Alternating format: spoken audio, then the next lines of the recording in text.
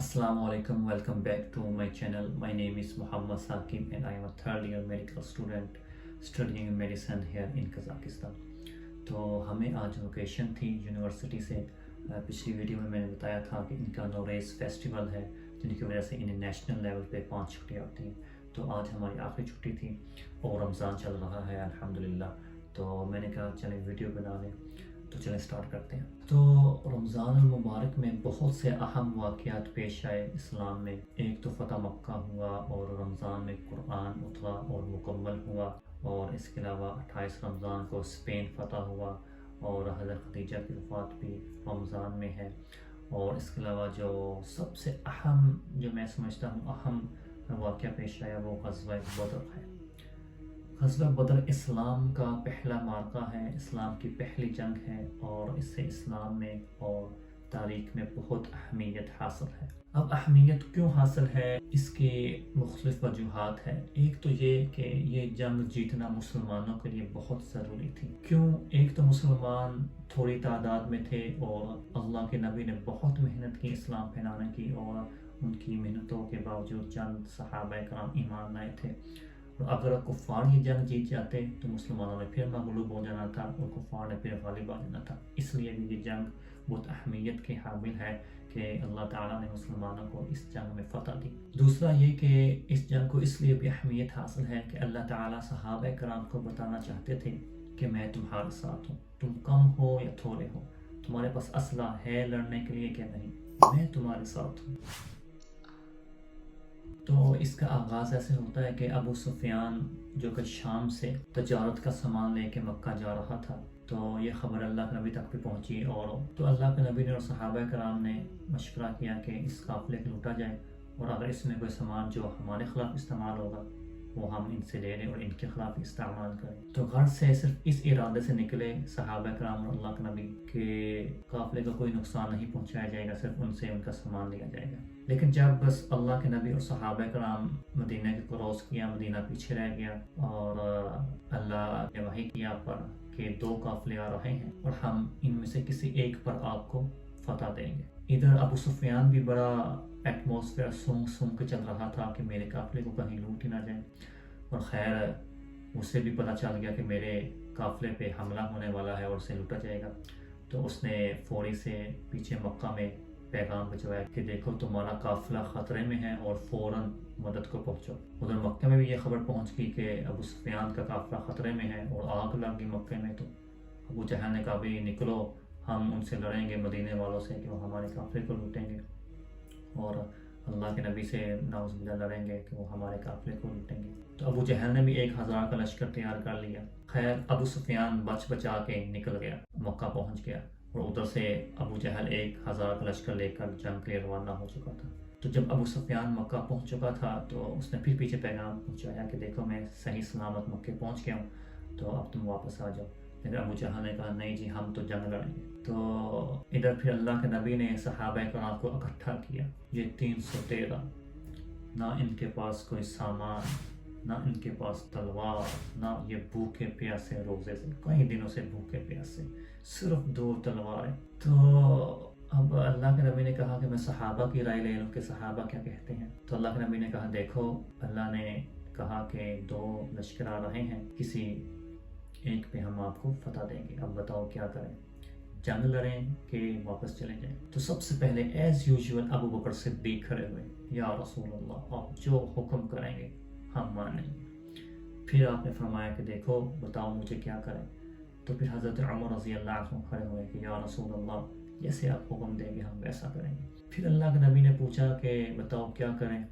तो I think हज़रत Miqdad बिन असवद खड़े हुए कि या रसूल अल्लाह हम मूसा अलैहिस्सलाम की कौम की तरह नहीं है कि उन्होंने अपने नबी को बेयारो मददगार छोड़ दिया था, हम आपका साथ देंगे, आप जो कहेंगे हम वो करेंगे।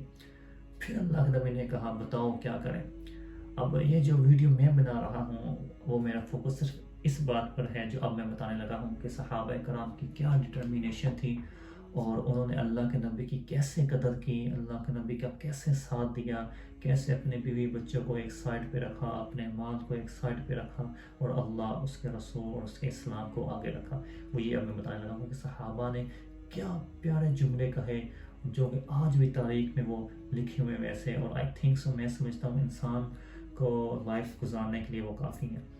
تو اللہ کے نبی نے پوچھا بتاؤ بھائی کیا کریں؟ تو یہ پہلے جو 3 صحابہ کھڑے ہوئے تھے یہ مہاجر صحابہ تھے مکہ کے، تو پھر مدینے والا انصار کو لگا کہ شاید اللہ کے نبی کا اشارہ ہماری طرف ہے، تو فرمایا یا رسول اللہ، ہمارے مہاجر صحابہ نے کہہ دیا تھا کہ جو آپ حکم دیں گے ہم ویسا کریں گے، تو ہمارے بھی یہ رائے تھی کہ جو آپ حکم دیں گے ہم ویسا کریں گے، لیکن ہمیں لگتا ہے کہ آپ کا اشارہ ہماری طرف ہے۔ اور مدینہ والوں کے ساتھ اصل میں اللہ کے نبی کا معاہدہ ہوا تھا کہ جب تک اللہ کے نبی مدینہ میں رہیں گے ہم اللہ کے نبی کا ساتھ دیں گے۔ یہ مدینہ والوں کا معاہدہ تھا اللہ کے نبی کے ساتھ کہ ہم اگر آپ مدینہ میں رہیں گے تو ہم آپ کا ساتھ دیں گے، لیکن اس وقت یہ تو مدینہ سے باہر تھا بدر میں۔ تو جب اللہ کے نبی نے پھر پوچھا کہ بتاؤ کیا کریں، تو مدینہ والے صحابہ کھڑے ہوئے، فرمایا یا رسول اللہ، ہم نے آپ کو حق جانا، ہم نے آپ کو سچ جانا، ہم آپ پر ایمان لائے، مطلب جو مدینہ میں معاہدہ ہوا تھا اسے بھول جائے، اب ہم نے آپ کو حق جانا، ہم نے یقین لے آئے آپ اللہ کے آخر نبی، اب وہ معاہدے بھول جائے، ہم آپ پر ایمان لے آئے، ہم نے آپ کو سچ جانا، اگر آپ ہمیں حکم دیں کہ پورا مدینہ سمندر میں غرق ہو جائے، پورا مدینہ سمندر میں چھلانگ لگا دے گا، پیچھے مڑ کے نہ دیکھے گا کہ ہمارے بال بچوں کا کیا بنا، اگر آپ ہمیں حکم دیں یمن تک اپنی اونٹنیاں دوڑا دیں، پورا مدینہ یمن تک اپنی اونٹنیاں دوڑا دے گا، پیچھے مڑ کے نہ دیکھے گا کہ مدینے میں ہمارے بال بچوں کا کیا بنا۔ اللہ اکبر۔ تو پھر اللہ کے نبی مسکرائے، اور پھر اللہ کے نبی نے جو دعا مانگی جنگ شروع ہونے سے پہلے کہ اے اللہ، اگر آج یہ 313 ختم ہو گئے تو دنیا میں تیرا نام لینے والا کوئی نہ رہے گا۔ کیا اہمیت دی اللہ کے نبی نے 313 کو کہ اگر آج یہ 313 ختم ہو گئے تو دنیا میں تیرا نام باقی نہ رہے گا۔ تو ایک ہوا کا جھونکا آیا، حضرت علی رضی اللہ عنہ نے پوچھا یا رسول اللہ یہ کیسا جھونکا؟ فرمایا جبرائیل 500 فرشتے لے کر زمین پہ اتر آیا۔ پھر تھوڑی دیر بعد ہوا کا جھونکا آیا، حضرت علی نے پھر پوچھا یا رسول اللہ یہ کیا؟ فرمایا میکائیل 500 فرشتے لے کر زمین پہ اتر آیا۔ اور پھر جنگ ہوئی جس میں اللہ تعالیٰ نے صحابہ کرام کو فتح دی، اور ان کے 70 قیدی ہوئے اور 70 ان کے جہنم واصل ہوئے، اور مسلمانوں کے 14 شہید ہوئے تھے، وہ 313 تھے، بے یار و مددگار۔ اقبال نے بھی کہا تھا کافر ہے تو شمشیر پہ کرتا ہے بھروسہ، مومن ہے تو بے تیگ بھی لڑتا ہے سپاہی۔ یہ میں بتانا چاہتا تھا کہ صحابہ کرام نے اللہ کے نبی کی کیسے قدر کی۔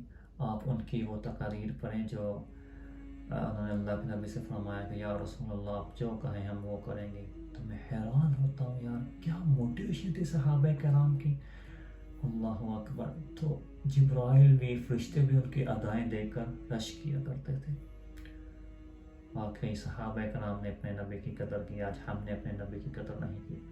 آج فلسطین میں کیا کچھ نہیں ہو رہا، غزہ میں کیا کچھ نہیں ہو رہا، اور ہم اپنا اصل میں مقام کھو چکے ہیں، اپنا عروج کھو چکے ہیں۔ اب وہ عروج واپس لانے کے لیے بہت سال لگیں گے، ہزاروں سال نرگس اپنی بے نوری پہ روتی ہے، بڑی مشکل سے ہوتا ہے چمن میں دید اور پیدا، تو اب صدیاں لگیں گی وہ مقام کو واپس لانے کے لیے۔ خیر ایٹ لیسٹ میں یہ کہنا چاہوں گا کہ اپنے نبی کی سیرت کو پڑھیں، صحابہ کی سیرت کو پڑھیں، ہماری زندگیوں میں خود ہی تبدیلی آئے گی۔ آپ یہ واقعات پڑھیں، غزوات پڑھیں، صحابہ کرام کی لائف پڑھیں کہ انہوں نے اللہ کے نبی کا کیسے ساتھ دیا، انہوں نے اللہ کے نبی کی ایک ایک سنت کو کیسے زندہ کیا۔ تو ایک بات اور کہنا چاہوں گا کہ میں عالم نہیں ہوں، یہ تو جسٹ میں نے واقعہ سنایا، اگر کوئی غلطی کوتاہی ہوئی تو اللہ مجھے معاف کرے۔ تو بس کہنا میں یہی چاہتا تھا کہ دیکھیں صحابہ کرام کیسے ڈٹرمنٹ تھے اور انہوں نے اللہ کے نبی کی کیسے قدر کی۔ تو ملتے ہیں اگلی ویڈیو میں انشاءاللہ، اپنا رکھیں خیال اور مجھے دیں اجازت، اللہ حافظ۔